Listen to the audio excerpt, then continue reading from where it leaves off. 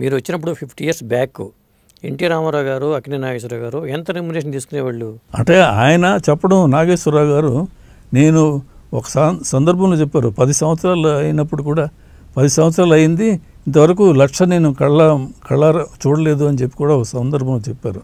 ఎందుకంటే ఇవి black and white వ్యవహారాలు కదండి. వాళ్ళు ఏం చేస్తారంటే ఎప్పుడు చెప్పరు ఇట్లాగా, ఎందుకంటే చెబితే వాళ్ళకి కమిట్మెంట్, లెక్కలు అన్నీ, ట్యాక్సులు కట్టడం అన్నీ నిర్మాతల ద్వారా తెలుస్తుంది కదండి నేను ఇచ్చామనేది కూడా. నిర్మాతలు కూడా కరెక్ట్ ఫిగర్స్ చెప్పాలి కదా. ఇప్పుడు నిర్మాత ఈయనకి ఇన్ని లక్షలు ఇచ్చానంటే వాడు అక్కడ ఇన్కమ్ ట్యాక్స్ వాళ్ళు రికార్డ్ చేసుకుంటారు. మీరు వెళ్ళి వాళ్ళని అడిగితే అబ్బే వాళ్ళంతా రాంగ్గా చెప్పారు అండి, సినిమా పబ్లిసిటీ కోసం చెప్పారు, మేము తీసుకున్న రెమ్యునరేషన్ ఇదే అని చెప్పి వాళ్ళు అవైట్ చూపిస్తారు. ఓకే. సో ఇది ఏమిటంటే చాలా క్లోజ్లీ గార్డెడ్ సీక్రెట్గా ఉంటుంది ఎప్పుడు కూడా. కరెక్ట్గా కట్టేవాళ్ళు అయితేనే, ఇప్పుడు షావుకార్ జానకి గారికి ఇండస్ట్రీలో మంచి పేరు, ఎందుకంటే ఆవిడకి బ్లాక్ అండ్ వైట్ అనేది నచ్చదండి. మీరు ఇంత ఇచ్చారనుకోండి, అంతకే సంతకం పెట్టేసి రసీదు ఇచ్చేస్తుంది. Okay. No black and white. ఇప్పుడు అదే పాటలు పాడేవాళ్ళు ఉంటారు, వాళ్ళు ఉదాహరణకు 5,000 రెమ్యునరేషన్ తీసుకున్నారనుకోండి, అంటే ఆ రోజుల్లో చెప్తున్నాను, అది 2,000 సంతకం ఉంటుంది, 3,000 వాళ్ళు బ్లాక్. ఓకే. సో అట్లా ఎన్ని పాటలు పాడితే అన్ని 3,000. ఆ డబ్బు ఎక్కడ దాచడం అనేది వాళ్ళకి ప్రాబ్లం అయిపోతుంది. దాంతోనే గొడవలన్నీ వస్తాయి. ఇది బంధువులు ఇళ్ళకి ఇవ్వడం, తర్వాత వాళ్ళు మాకు ఇవ్వలేదు అనడం, పేచీలు రావడం. ఇప్పుడు శ్రీదేవి ఇలాంటి వాళ్ళ విషయాలన్నీ అంతే కదా. బ్లాక్ మనీ అంతా ఎక్కడెక్కడో వాళ్ళు దాచి చివరికి శ్రీదేవి మదర్ చనిపోయేటప్పటికి తెలియలేదు. వాళ్ళు వెళితే ఇంత డబ్బు ఉండాలి కదా, మా నాన్నగారు మా అమ్మగారు ఇలా ఇచ్చారు కదా, మాకెప్పుడు ఇవ్వలేదే అని చెప్పేసి అట్లా చాలా డబ్బు పోతుంది వీళ్ళది. ఇంత కష్టపడి సంపాదిస్తారు, ఫైనల్గా ఏ లెక్కలు లేకుండా అన్యాయంగా మిగతా వాళ్ళు ఎంజాయ్ చేస్తారు ఆ బెనిఫిట్స్. ఇప్పుడు మీకు ఓవరాల్గా మీకు ఒక వ్యూ ఉంటుంది కదా, ఇంతమంది ఇంత తీసుకుంటున్నారు, ఎన్టీఆర్ ఎంత తీసుకుంటున్నారు, అక్కినేని నాగేశ్వరరావు ఎంత తీసుకుంటున్నారు అని ఒక అది మనకు అది ఇంట్రెస్ట్ కాదండి. ఎందుకంటే వాళ్ళ సినిమాల్లో వాళ్ళ నటన ఇదే, కానీ వాళ్ళు ఎంత రెమ్యునరేషన్ తీసుకున్నారు అనేది ప్రేక్షకులకి ఇంట్రెస్ట్ ఉండదు, మనకి ఇంట్రెస్ట్ ఉండదు. దానివల్ల మనం తెలుసుకుని ఏం చేయగలం ప్రయోజనం. వాళ్ళు ఎలాగో ఆస్తులు చేసుకున్నప్పుడు, వాళ్ళ సినిమాలు తీస్తున్నప్పుడు మనకి ప్రచారంలో తెలుస్తూనే ఉంటుంది. ఎందుకంటే నాగేశ్వరరావు గారు ఇప్పుడు చాలా కేర్ఫుల్గా ఉండేవాళ్ళు. ఇది ఎన్నాళ్ళు మనం ఫీల్డ్లో ఉంటామో తెలియదు అని చెప్పి ఆయన వచ్చిన కొత్తల్లోనే చిన్న చిన్న ఇండస్ట్రీస్ పెట్టారు, ఇన్వెస్ట్మెంట్స్ పెట్టారు, బిల్డింగ్లు అవి వాటిలో ఇన్వెస్ట్ చేశారు, అట్లా చాలా జాగ్రత్త పడ్డారు. ఓకే.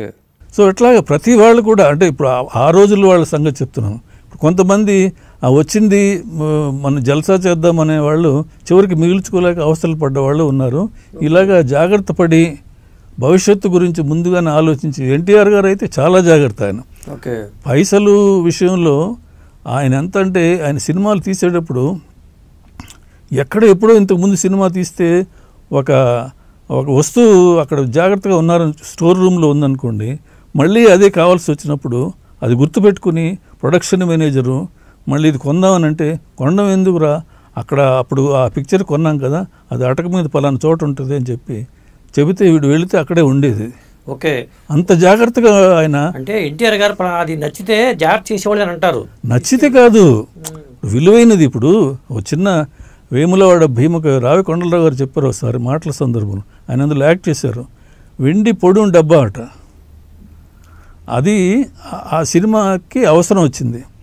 అది కొనడానికి ప్రొడక్షన్ మేనేజర్ వెళ్తుంటే, అది కొనడం ఎందుకు, మనం ఇంతకుముందు ఆ పిక్చర్లో వాడాం కదా అని గుర్తులు చెప్తే అక్కడికి వెళ్ళేది తీసుకొస్తే, అంటే ఆయన అంత పొదుపు అన్నమాట, దీనికి ఎందుకు వేస్ట్ చేయడం అని చెప్పి. సో అంత జాగ్రత్తగా ఆయన ఉంటాడు అనడానికి ఇది ఒక చిన్న ఉదాహరణ అనమాట. డబ్బుల విషయంలో అనవసరంగా ఖర్చు పెట్టరు. తర్వాత ఆయన పిక్చర్లో ఎవరు రావడానికి లేదు, డిస్టర్బ్ చేస్తే షూటింగ్ ఆగిపోద్ది అని చెప్పి ఆయన ఓన్ పిక్చర్స్కి ప్రెస్ కానీ ఎవరిని ఇతర నిర్మాతలను కూడా ఆయన ఎలో చేసేవాళ్ళు. మిగతా వాళ్ళ సినిమాల్లో అయితే ఫ్రీగా మనం వెళ్ళొచ్చు. ఇట్లాంటివన్నీ కొన్ని పాటించేవారు. అదంతా కేవీ రెడ్డి గారి దగ్గర నుంచి ఆయన నేర్చుకున్నది. కేవీ రెడ్డి గారు స్కూల్ అనమాట. కేవీ రెడ్డి గారు అంతే, ఫుల్ స్క్రిప్ట్, బౌండ్ స్క్రిప్ట్ ఉంటే కానీ ఆయన సెట్లోకి వెళ్ళేవారు కాదు, వేస్టేజ్ ఉండేది కాదు. అన్నెసరిగా ఒక 2-3 షాట్లు రీటేక్ చేస్తేనే ఆయన కోపం వచ్చేది ఎన్టీఆర్ గారికి. ఎందుకంటే రా ఫిల్మ్ వేస్ట్ అయిపోతుంది కదా, ఫిలిం చాలా కాస్ట్లీ కదా. మీకు ఇప్పుడు డైలాగులు ఇంటికి పంపించాము, ప్రాక్టీస్ చేయకుండా ఎందుకు వచ్చి ఇక్కడికి టైం వేస్ట్ చేస్తున్నారని మందలించేవాళ్ళు. అందుకని ఎన్టీఆర్ గారి షూటింగ్ అన్నా, కేవీ రెడ్డి గారి షూటింగ్ అన్నా కొంతమంది ఉన్నారు చాలా భయభక్తులతో వాళ్ళంతా ప్రిపేర్ అయ్యి వచ్చి వాళ్ళ డ్యూటీ చేసేసి వెళ్ళిపోతుంటారు. ఓకే. సో ఇదంతా కూడా ఇంపాక్ట్ సినిమా మీద ఉంటుంది. సినిమా ఎందుకు నష్టపోతున్నారు నిర్మాతలు అంటే వీళ్ళు ఓవర్గా స్పెండ్ చేసేస్తున్నారు. మామూలు పద్ధతిలో తీస్తే ఆడకపోయినా కూడా మనీ నష్టం రాదు, రికవర్ అవుతుంది మనీ. అందుకనే అందరూ ఇన్ని సినిమాలు తీస్తున్నారు. అది తెలుసుకోకుండా ఇప్పుడు హీరో చెప్పాడు కదా అని స్విట్జర్లాండ్ ఒక పాట తీద్దాము, అక్కడ ఒక పాట తీద్దాము, ఇవన్నీ అనవసరం. ఇప్పుడు అదే చక్రపాణి గారు అనేవారు గుండమ్మ కథలో ప్రేమయాత్రలకు అనే పాట ఊటీలో తీద్దామా కొడైకెనాల్ అని అనుకుంటూ ఉంటే పాట బాగుంటే ఎక్కడ తీసినా జనం చూస్తారనేవారు చక్రపాణి గారు. అని పాట మొత్తం విజయ గార్డెన్స్లో తీయించారు. అది హిట్ అయింది కదా ఆ సాంగ్. అదేం లాజిక్.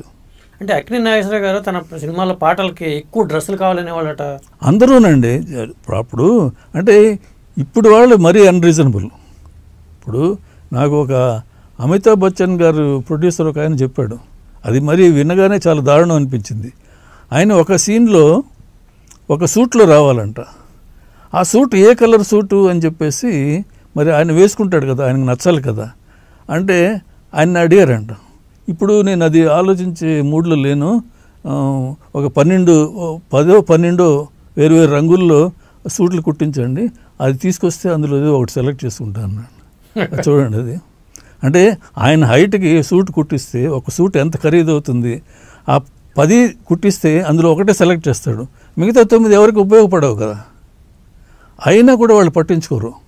అది ఎందుకంటే నాకు అంత టైం లేదు అని చూసి ఈ కలర్ నాకు నచ్చదు అని ఒకసారి చెప్పి ఒక నిర్మాత చెప్తే, అంటే ప్రొడ్యూసర్లు బాధ గురించి వీళ్ళు ఏమాత్రం ఆలోచించరు అనడానికి చిన్న ఎగ్జాంపుల్ అదే.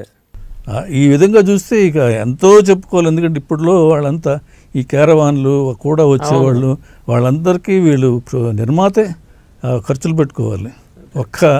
మొన్న చనిపోయాడు చూడండి పునీత్ రాజ్ కుమార్ గారు, ఆయన ఒక్కడేనంట నాకు రెమ్యూనరేషన్ ఇవ్వండి, నా స్టాఫ్కి ఎవరికి మీరు ఇవ్వనవసరం లేదు, నేనే ఇస్తానని చెప్పి తన రెమ్యూనరేషన్లోంచి ఈ కాస్ట్యూమర్కి వాళ్ళ పర్సనల్ మేకప్ అందరికీ ఇచ్చేవాడట.